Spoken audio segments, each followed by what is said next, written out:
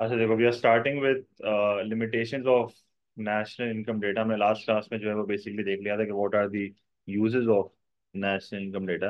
अब हमने जो इतनी स्टार्ट से लेके एंड तक जो हमने अब तक जो करा है, हमने क्या क्या करा है। हमने नेशनल इनकम की देखा कि हमने नेशनल इनकम होता क्या है, सही है। और हमने देखा कि किस तरीके से मैक्रो इकोनॉमिक इक्विलिब्रियम डेवलप होता है, सर्कुलर फ्लो ऑफ इनकम। और हमने इनकम जनरेटिंग साइकिल से लीकेजेस और इंजेक्शन और ये सारी चीजें देखी, सही है। तो जो हमारा स्टार्ट था ना, वो था कि सर्कुलर फ्लो ऑफ इनकम में जो इनकम जनरेटिंग साइकिल है वो क्या होती है, ठीक है। वहां से हम होते हुए जो है वो इंजेक्शन लीकेजेस वगैरह पढ़ के हमने एक मैक्रो इकोनॉमिक इक्विलिब्रियम डेवलप कर लिया था कि नेशनल इनकम जो है ना वो इक्वल होता है एग्रीगेट एक्सपेंडिचर के, that is equal to the value of output जो कि कंट्री में प्रोड्यूस होता है, जिसको जीडीपी कहते हैं, ठीक है, डोमेस्टिकली प्रोड्यूस।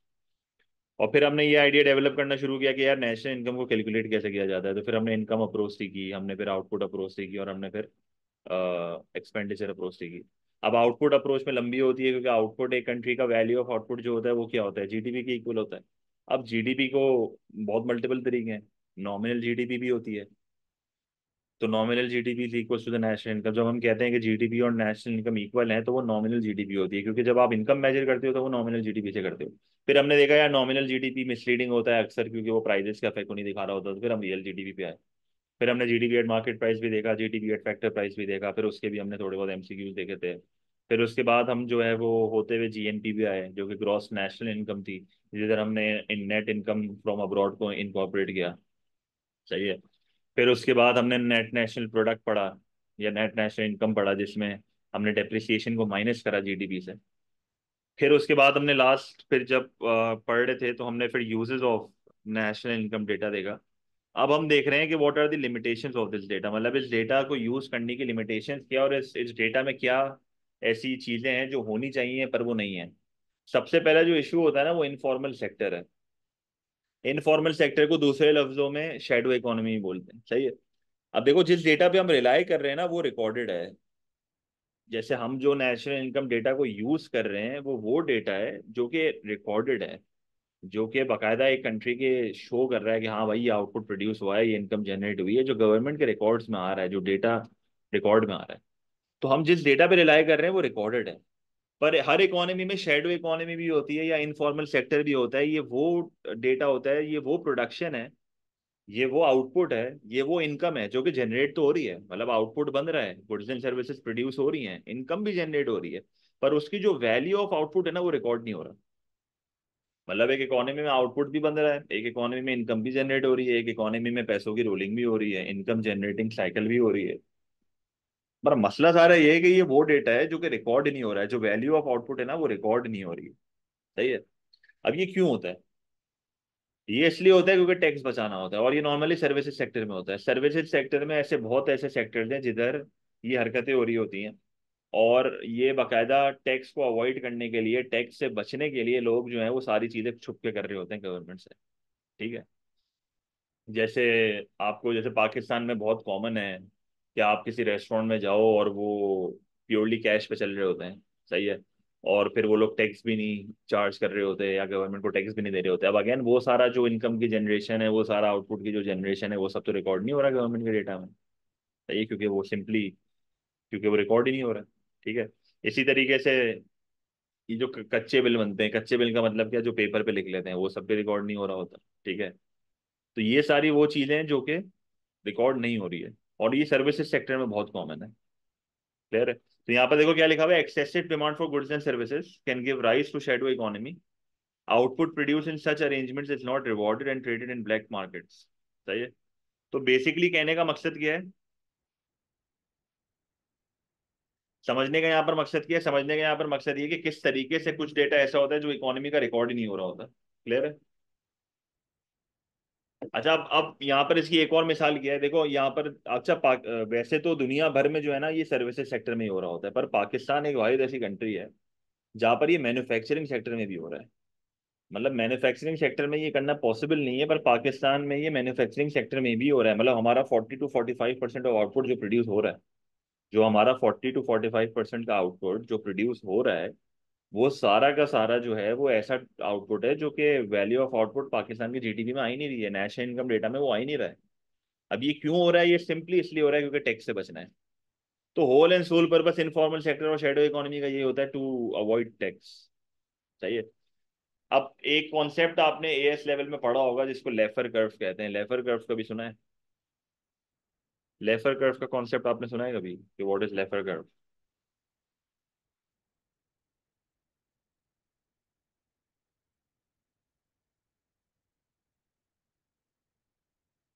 तो ये लेफर कर्व क्या होता है? देखो लेफर कर्व होता क्या है, देखो मैं बता रहा हूँ। देखो जब हम लेफर कर्व की बात करते हैं ना, तो लेफर कर्व बेसिकली क्या सीन होता है, देखो यहाँ पर लिखा हुआ है टैक्स का रेट, यहाँ पर लिखा हुआ है टैक्स रेवेन्यू। सही है। अब पाकिस्तान में आपने देखा होगा पिछले साल में कितना टैक्स था, टैक्स लगा था पिछले 1-2 साल में, 30% 35%, बहुत नॉर्मल हो गया था ये टैक्स। होता ये है कि 40 to 45% आउटपुट ऑलरेडी इनफॉर्मल है, जो कि ऑलरेडी हमारे जीडीपी का पार्ट नहीं है, जो ऑलरेडी रिकॉर्ड ही नहीं हो रहा है। ये वो डेटा जो रिकॉर्ड ही नहीं हो रहा है। पर जब आप इतना ज्यादा टैक्स लगाओगे ना, तो जो रिकॉर्ड कर रहे हैं, जो टैक्स भर रहे हैं, जो शो कर रहे हैं अपने आउटपुट को, वो भी नहीं करेंगे। क्योंकि होता ये है कि जब आप एक इकोनॉमी में टैक्स रेट को बढ़ाते हो ना, जब आप एक इकोनॉमी में टैक्स रेट को बढ़ाते हो तो एक टाइम तक आपका टैक्स रेवेन्यू बढ़ेगा। सही। जब आप टैक्स रेट को बढ़ाओगे तो एक टाइम तक आपका टैक्स रेवेन्यू बढ़ेगा। देखो टैक्स रेट को बढ़ा रहे हो तो टैक्स रेवेन्यू भी बढ़ रहा है।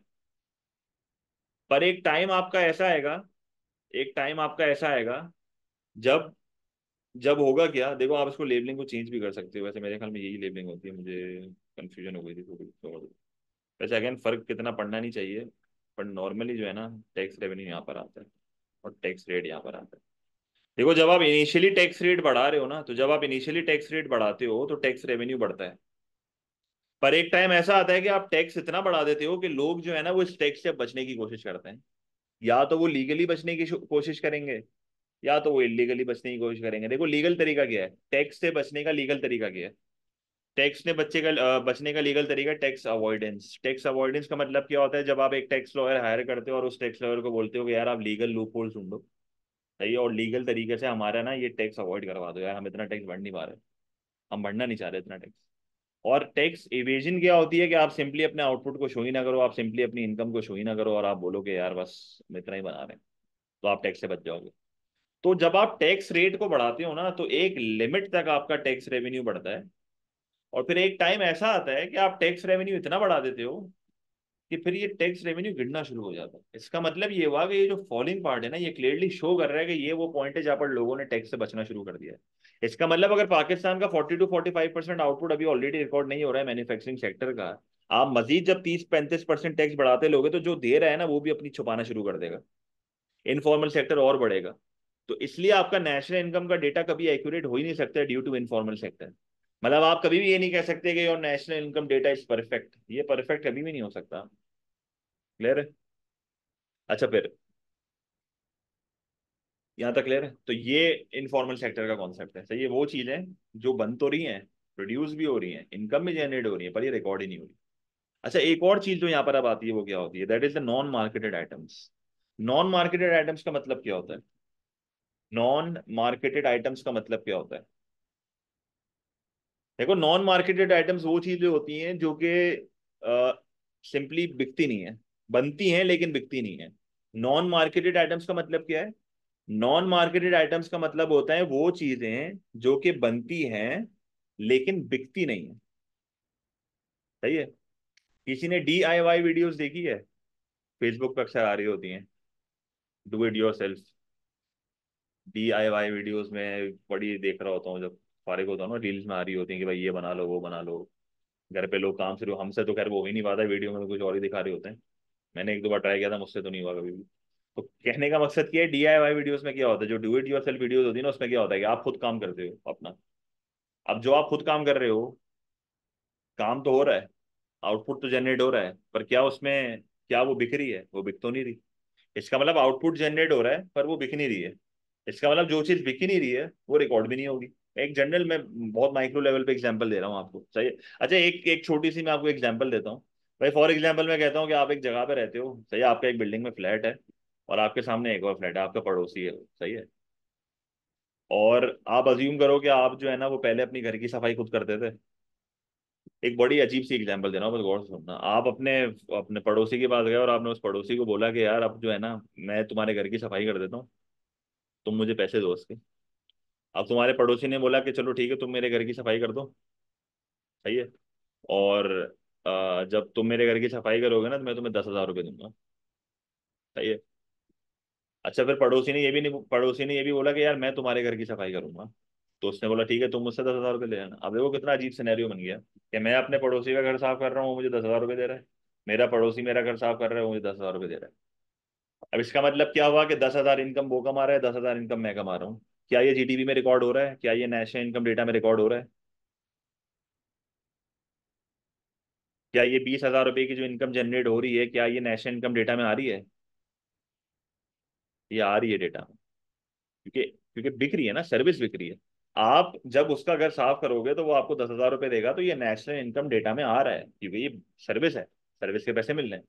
वो आपका जब घर साफ करेगा, वो जब आपका घर साफ करेगा, तो आप उसको पैसे दोगे, तो उसकी भी इनकम जनरेट हो रही है। इसका मतलब ये 20,000 रुपये जो है, ये नेशनल इनकम डेटा में रिकॉर्ड हो रहा है।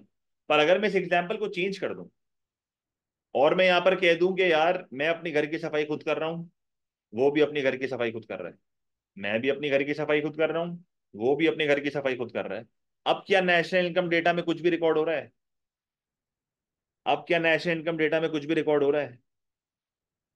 ये काम पहले भी हो रहा था, तो ये रिकॉर्ड हो रहा था।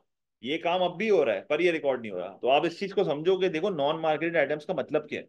नॉन मार्केटेड आइटम्स का मतलब ये है कि काम हो रहा है पर बिक नहीं रहा है। पहले जो है, मैं उसके घर की सफाई कर रहा था, वो मुझे 10,000 रुपये दे रहा था। ये मेरे घर की सफाई कर रहा था, मैं इसको 10,000 रुपये दे रहा था, इनकम जनरेट हो रही थी, 20,000 रुपये नेशनल इनकम डेटा में आ रहे थे, क्योंकि हम कमा रहे थे। सफाई की वैल्यू पता चल गई, पे 10,000 रुपये सफाई की वैल्यू है, वैल्यू ऑफ आउटपुट पता चल गया, सही है।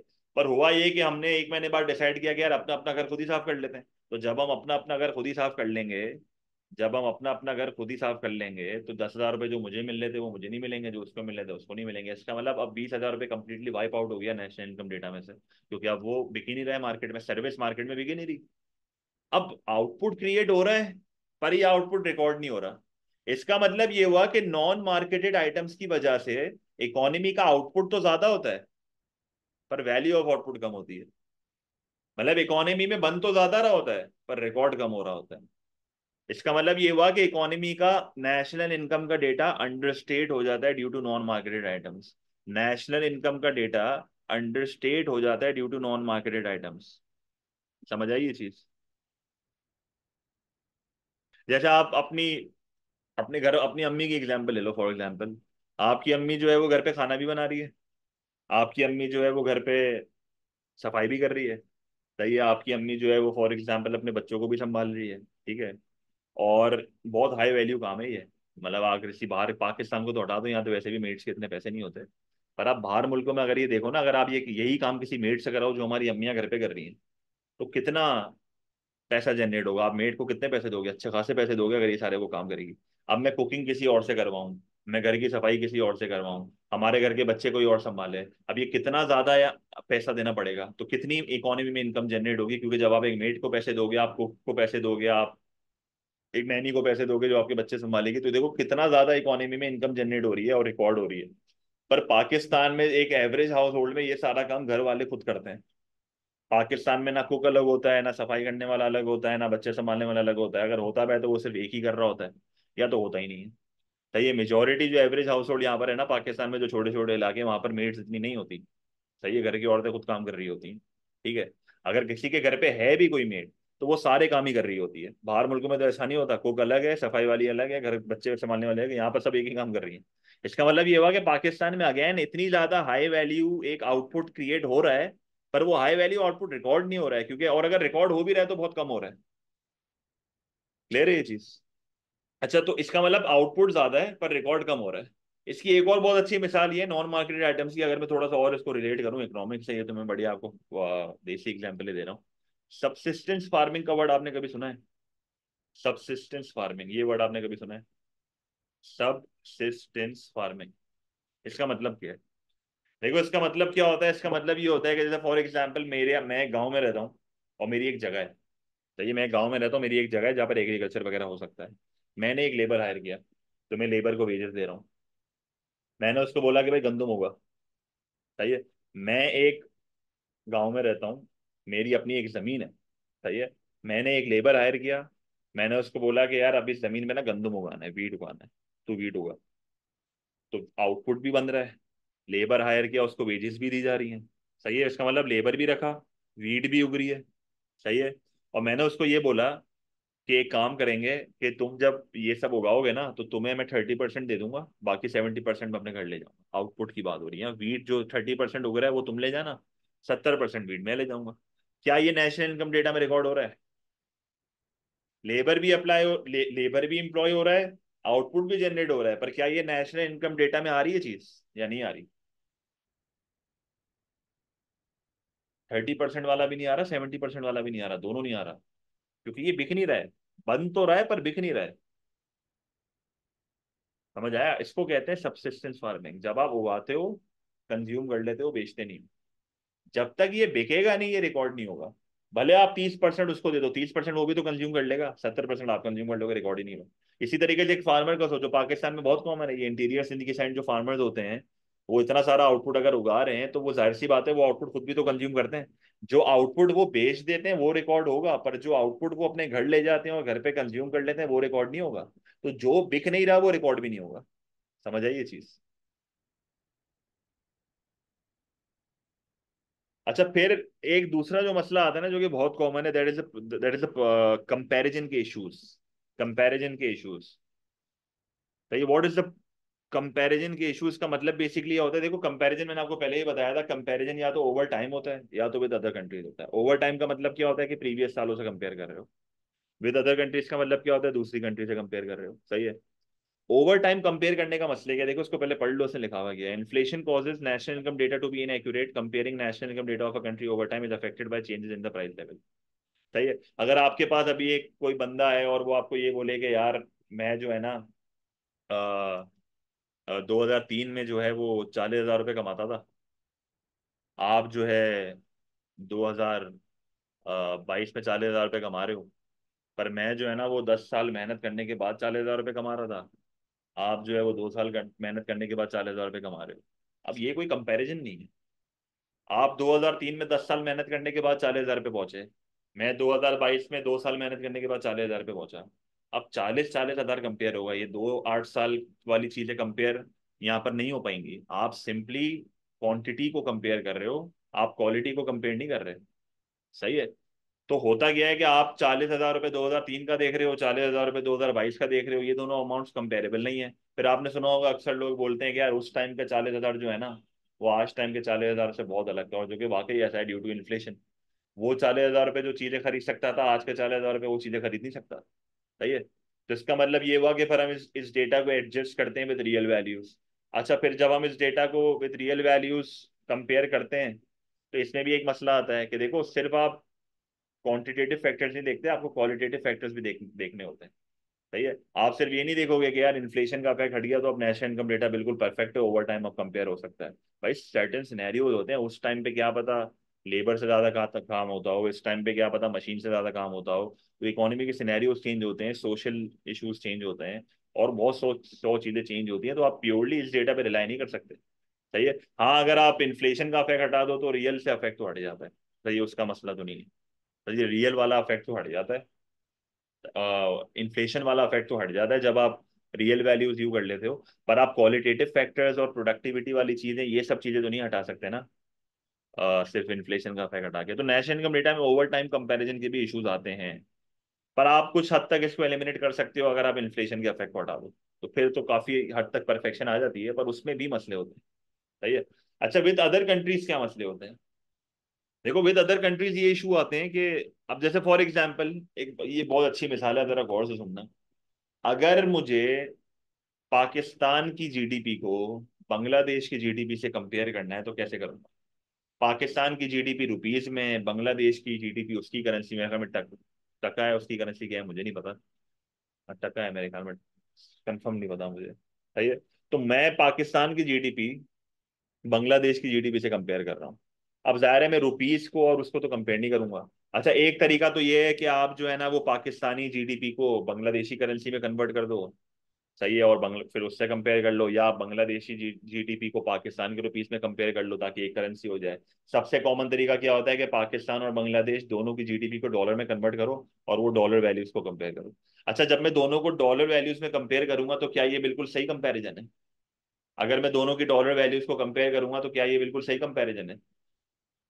कि अगर मैं पाकिस्तान और बांग्लादेश की डॉलर जीडीपी को आपस में कंपेयर करता हूं, दोनों के डॉलर नेशनल इनकम डेटा को आपस में कंपेयर करता हूं, तो क्या ये बिल्कुल एक एक्यूरेट मेजर है? ये नहीं है एक्यूरेट मेजर। मैं आपको एक जैसे एक मिसाल देता हूं। ये इतना स्ट्रेट फॉरवर्ड नहीं है। देखो, एक सबसे पहला इशू तो ये होता है कि गवर्नमेंट जो है ना वो बहुत ज्यादा मैनिपुलेट करती है अपने डेटा को। सही है। एक्सचेंज रेट मैनिपुलेशन बहुत होती है। मैं अगर रुपीस को डॉलर में कन्वर्ट कर रहा हूं तो क्या पता एक्सचेंज रेट मैनिपुलेटेड हो। मैं अगर बांग्लादेश की जीडीपी को डॉलर में कन्वर्ट कर रहा हूं, क्या पता एक्सचेंज रेट की मैनिपुलेशन बहुत हो। अच्छा, कभी कभार क्या होता है कि जीडीपी नेशनल इनकम का डेटा भी मैनिपुलेटेड होता है। चलो, ये अगर मैं फॉर एग्जांपल मैनिपुलेशन को भी हटा दूं, मैं एक्सचेंज रेट को भी हटा दूं, सारे मसले हल हो गए। फिर मसला ये आता है कि भाई लेट्स से मैं कहता हूं कि बांग्लादेश का नेशनल इनकम का डेटा इतना ज्यादा है एज कम्पेयर टू पाकिस्तान, क्योंकि उसकी करेंसी स्ट्रांग है, क्योंकि वो एक्सपोर्ट बहुत ज्यादा करता है। उसकी करेंसी स्ट्रांग है, तो बांग्लादेश का जीडीपी जो है वो बहुत ज्यादा आ रहा है। और क्योंकि वो एक्सपोर्ट बहुत ज्यादा करता है। सही है। और पाकिस्तान जो है वो इंपोर्ट बहुत ज्यादा करता है, पाकिस्तान की करेंसी बहुत वीक है। ठीक है, तो आपने दोनों के नेशनल इनकम डेटा को कंपेयर किया। अब इससे ये पता चला कि ऑल्दो बांग्लादेश का जो नेशनल इनकम का डेटा है ना वो काफी अच्छा आ रहा है, पर क्या वहां पर स्टैंडर्ड ऑफ लिविंग अच्छा है? वहां पर स्टैंडर्ड ऑफ लिविंग अच्छा नहीं है, क्योंकि बांग्लादेश जो बना रहा है वो एक्सपोर्ट कर रहा है। मतलब बांग्लादेश का एक टाइम पे सबसे बड़ा मसला ये आ रहा था कि बांग्लादेश बना तो बहुत रहा था, पर वो सिंपली उसको एक्सपोर्ट कर रहा था। अब मेरा नेशनल इनकम का डेटा तो बहुत अच्छा आ रहा है, पर जो इकोनॉमी में चीजें बन रही हैं वो एक्सपोर्ट हो रही हैं। इसका मतलब वहां के लोगों का स्टैंडर्ड ऑफ लिविंग तो कम ही है ना। अब पाकिस्तान क्या कर रहा है, अपनी कंट्री में इतना नहीं बना रहा, पर वो इम्पोर्ट बहुत कर रहा है। इसका मतलब पाकिस्तान का स्टैंडर्ड ऑफ लिविंग अच्छा होगा। इसके क्या समझ आया? इससे समझ ही आया कि आप सिंपली दो कंट्री के नेशनल इनकम डेटा को कंपेयर करके ये नहीं कह सकते कि ये मुल्क अच्छा है, ये मुल्क खराब है, या इस मुल्क का स्टैंडर्ड ऑफ लिविंग अच्छा है, इस मुल्क का स्टैंडर्ड ऑफ लिविंग का। क्योंकि नॉर्मली क्या होता है कि हम जब देखते हैं ना कि एक कंट्री का नेशनल इनकम बहुत ज्यादा आ रही है, तो हम कहते हैं यार ये मुल्क में लोग बहुत वेल ऑफ होंगे। पर पता चला कि नेशनल इनकम का डेटा इतना अच्छा क्यों आ रहा है? क्योंकि एक्सपोर्ट बहुत करते हैं। और एक्सपोर्ट बहुत करते हैं तो स्टैंडर्ड ऑफ लिविंग तो कम ही होगा ना, क्योंकि जो बन रहा है वो आप बेचते जा रहे हो बाहर। अगर मैं इस assumption पे चल रहा हूँ कि मुल्क के अंदर इतनी ज्यादा प्रोडक्शन नहीं हो रही है और सारा अच्छा माल जो है वो एक्सपोर्ट हो रहा है। सही है। पर पाकिस्तान में ऑल्दो नेशनल इनकम डेटा इतना अच्छा नहीं है, पर पाकिस्तान में मेजोरिटी इंपोर्ट्स हैं, इसका मतलब पाकिस्तान का स्टैंडर्ड ऑफ लिविंग अच्छा होगा। इसका मतलब क्या हुआ कि नेशनल इनकम के डेटा को कंपेयर करके आप सिंपली ये नहीं कह सकते कि एक मुल्क अच्छा है एक मुल्क बुरा है, और भी बहुत चीजें देखनी पड़ती हैं। तो देखो क्या लिखा हुआ है। Comparison with other countries requires a stable and a realistic exchange rate. However, exchange rates are drawn on value of exports and imports and may not reflect local purchasing power. सही है। एक कंट्री बहुत ज्यादा export कर रही है, उसकी currency बहुत स्ट्रांग है, पर वहां पर स्टैंड ऑफ लिविंग खराब है। एक कंट्री इंपोर्ट कर रही है, उसकी करेंसी बहुत वीक है, पर वहां पर स्टैंड ऑफ लिविंग जो है वो अच्छा है। क्लियर है ये चीज? कोई मसला? समझ आ गया ये? अच्छा। अच्छा, एक और जो बहुत इंपॉर्टेंट है ना नेशनल इनकम डेटा का, वो प्रॉब्लम्स इन मेजरिंग वेलफेयर है। वेलफेयर का बहुत बड़ा इशू यहाँ पर आता है। देखो, मैंने आपको ये लास्ट क्लास में भी मेरे ख्याल में इसकी हिंट दी थी जब हम यूजेस पढ़ रहे थे कि एक कंट्री का नेशनल इनकम डेटा बहुत अच्छा है, तो हम कहते हैं कि यार उस इकोनॉमी में लोग बहुत पैसा कमा रहे हैं। और जब लोग बहुत पैसा कमा रहे हैं तो वो ज्यादा चीजें अफोर्ड भी कर पाएंगे, वो एजुकेशन भी अफोर्ड कर पाएंगे, वो हेल्थ केयर भी अफोर्ड कर पाएंगे, तो इससे उनका स्टैंडर्ड ऑफ लिविंग अच्छा होगा। पर मैंने आपको फिर ये भी बताया था कि ये सिर्फ एक क्वांटिटेटिव मेजर है। आप सिंपली ये नहीं कह सकते कि अगर एक कंट्री का इनकम per हेड बहुत अच्छा है तो वहाँ का स्टैंडर्ड ऑफ लिविंग भी अच्छा होगा। बहुत से ऐसे क्वालिटेटिव फैक्टर्स हैं जो कि यहाँ पर कंसिडर नहीं होते। लेट से मैं आपको कहता हूँ कि एक कंट्री में लोगों की इनकम्स बढ़ गई। अब आप सिंपली ये थोड़ी बोलोगे कि इकोनॉमी में लोगों की इनकम्स बढ़ गई तो यार लोगों के स्टैंडर्ड ऑफ लिविंग भी बढ़ जाएंगे। क्या पता वर्किंग आवर्स बढ़ गए। ऐसा भी तो हो सकता है। मेरी सैलरी पहले 50,000 थी, पर मेरी सैलरी अब 1 लाख रुपए हो गई, पर पहले मैं 4 घंटे काम कर रहा था, अब मैं 10 घंटे काम कर रहा हूँ, अब मैं 12 घंटे काम कर रहा हूँ। ऐसा भी हो सकता है कि दो कंट्रीज का जीडीपी पर हेड सेम है। पाकिस्तान का जीडीपी पर हेड 1 लाख है, बांग्लादेश का जीडीपी पर हेड 1 लाख है, पर बांग्लादेश में जो वर्किंग आवर्स हैं वो 6 घंटे हैं, पाकिस्तान में जो वर्किंग आवर्स हैं वो 12 घंटे हैं। सही है। तो एक एक जनरल मैं आपको एग्जांपल दे रहा हूँ कंपैरिजन वाइज भी, और एक कंट्री के हिसाब से भी मैं कह रहा हूँ कि जब एक कंट्री में इनकम पर हेड बढ़ जाती है तो ऐसा जरूरी नहीं है लोगों का स्टैंडर्ड ऑफ लिविंग बढ़ रहा है। बहुत सी और चीजें भी जो हो रही होती हैं। वर्किंग आवर्स बढ़ रहे होते हैं, वर्किंग कंडीशंस खराब हो रही होती हैं, इकोनॉमी में एक्सटर्नैलिटीज बढ़ रही होती हैं। तो ये वैसे तो स्टैंडर्ड ऑफ लिविंग के ऊपर पूरा एक अलग लेक्चर है, जो कि हमारा नेक्स्ट लेक्चर ही हमारा पूरा स्टैंडर्ड ऑफ लिविंग के ऊपर है, जहाँ पर हम पढ़ेंगे कि क्या जीडीपी, क्या नेशनल इनकम एक अच्छा मेजर है ऑफ स्टैंडर्ड ऑफ लिविंग। और अगर ये अच्छा मेथड नहीं है, अगर है तो है कैसे, नहीं है तो नहीं है। और अगर ये अच्छा नहीं है तो क्या ऐसे और ऑल्टरनेटिव्स हैं जो कि आप यूज कर सकते हो to measure the standard of living of an economy. उसके लिए फिर एचडीआई यूज होता है, ह्यूमन डेवलपमेंट इंडेक्स। उसके लिए फिर एमईडब्ल्यू यूज होता है, मेजर ऑफ इकोनॉमिक वेलफेयर। उसके लिए फिर एमपीआई यूज होता है, मल्टी डायमेंशनल पॉवर्टी इंडेक्स। सही है, कुछ कंट्रीज तो हैप्पीनेस इंडेक्स भी देखती हैं। अब जैसे एशिया में पाकिस्तान सबसे हैप्पीएस्ट नेशन है, अभी 2 साल पहले हुआ था ये, मेरे ख्याल में 1 डेढ़ साल 2 साल पहले हुआ था। पाकिस्तान का स्कोर 100 में से 77 आया था। हमारा 100 में से 77 स्कोर आया था हैप्पीनेस इंडेक्स में। सही है। तो ये भी एक मेजर होता है कि ऑल दो वहां पर चीजें भी जो है नहीं, लोग खुश हैं, तो फिर मसला क्या है। यही तो मसला है हमारा। सही है, हम खुश बहुत रहते हैं, हमें मिल कुछ भी नहीं रहा है पर हम खुश होते हैं फिर भी। समझ आ गई ये चीज। तो ये कुछ लिमिटेशन है जो आपको पता होनी चाहिए। अगेन अब यहाँ पर एक 20 मार्कर आपका एंड हो गया है एक तरह से, जो कि स्टैंडर्ड ऑफ लिविंग के अलावा एक क्वेश्चन जो बनता है, जो कि सिंपली मेजरमेंट पे होता है ऑफ नेशनल इनकम, उसकी लिमिटेशंस पे होता है, उसके यूजेस पे होता है, और एक पूरा आराम से 20 मार्क का क्वेश्चन यहाँ पर बनता है। एक तरफ आप 14 मार्क के कंटेंट में बताते हो कि व्हाट इज नेशनल इनकम, किस तरीके से वो मेजर होता है, क्या तरीके होते हैं, क्या यूजेस होते हैं। ऑन दी अदर एंड, फिर आप जो 6 मार्क की वैल्यूएशन होती है वहां पर आप फिर बताते हो what are the problems in this national income data. Clear है ये चीज, कोई मसला?